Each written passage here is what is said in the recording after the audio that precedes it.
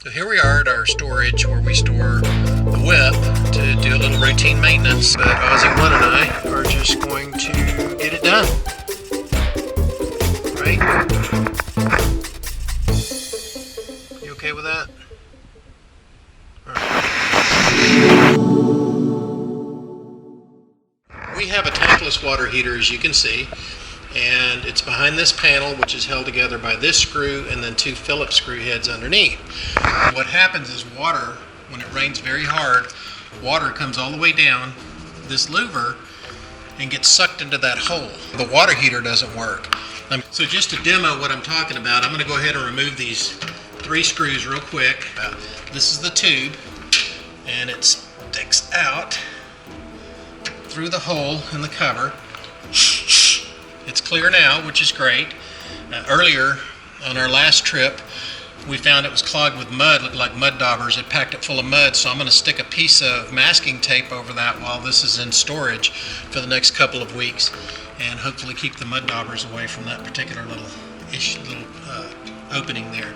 This diaphragm right here also had a little mud in the opening right here, so I had to pull this whole piece off. There's one screw and a piece of tubing, and then gently with a piece of wire loosen that dirt up so that I could then get it out. I didn't want it to go in, I wanted it to come out. And so by blowing through here, I was able to get it out once I'd softened this up with water and a piece of wire. Worked really good. But let me put this back together. I found this little cover online. It's actually made for boats, and I'm going to put some double stick tape on there, 3M tape, and just stick it over that louver. No more sucking into the intake valve. Tempo gets a hot shower. Tempo smells good. End of problem. Next thing I want to do is just prep the surface a little, so I'm just going to put a little bit of window cleaner on it. No big deal. It's not going to leave enough residue or soap to make the 3M tape not stick. 3M tape sticks very, very well. Pretty much no matter what, I could probably put this over dirt and it would still stick. So the surface is prepped. So I have the part, as you can see, and it's going to go something like right here. I want it to just let the water deflect over the hole, but I want enough of that hole showing so that if water does happen to get in there, I can still get my little suction ball and suck the water out without having to take the whole thing apart and blow the water out through the tube.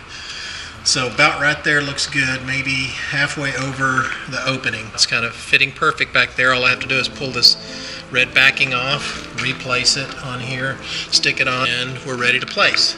So what I'll do is just kind of eyeball it, and I'm going to stick it about like so.